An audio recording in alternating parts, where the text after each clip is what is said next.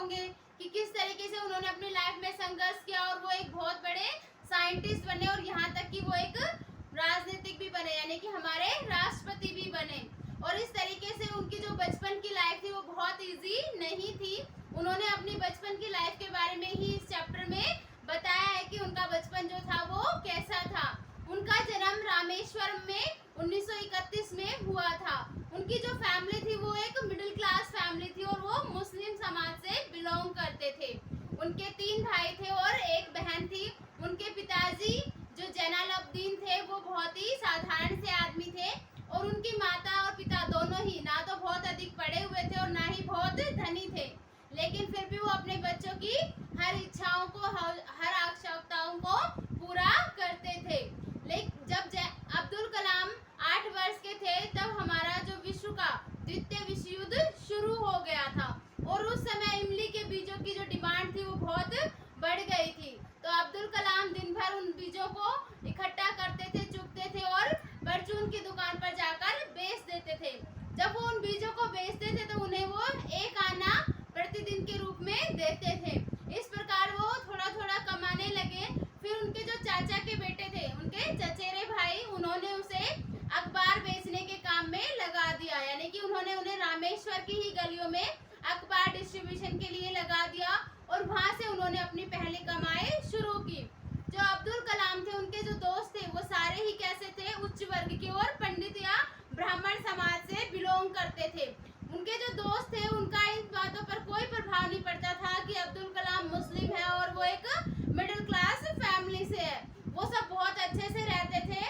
लेकिन एक बार उनके स्कूल में एक नया अध्यापक आता है और वो जब मुसलमान के यानी कि अब्दुल कलाम को और पंडित को एक साथ बैठे हुए देखता है, ब्राह्मण को, तो उसे बहुत ईर्ष्या होती है, जलन होती है, क्योंकि वो समाजवाद, जातिवाद इन सब में बहुत अधिक विश्वास रखता है। तो वो कहता है अब्दुल कलाम को कि तुम यहाँ से उठकर लास्ट की पंक्ति में बैठ जाओ। जब अब्दुल कलाम लास्ट की पंक्ति में बैठने जा रहा होता है तो वो देखता है कि जो उसका दोस्त शास्त्री है उसकी आंखों में आंसू आ जाते हैं और वह उस दृश्य को कभी नहीं भूल पाता है। जब ये बच्चे अपने घर जाते हैं तो घर जाकर वो अपने माता पिता को ये सारी बातें बताते हैं। तो जो शास्त्री के पिता हैं वो अध्यापक को अपने घर बुलाते हैं और उन्हें समझाते हैं कि क्यों वो छोटे छोटे बच्चों के मन में ये समाजवाद, जातिवाद के बीज को उत्पन्न कर रहे हैं, उनके अंदर भेदभाव की भावना को बढ़ा रहे हैं। तो इस तरीके से जब उनके पिताजी उनको समझाते हैं तो अध्यापक को अपनी गलती का एहसास होता है और वह उन बच्चों से माफी मांगता है।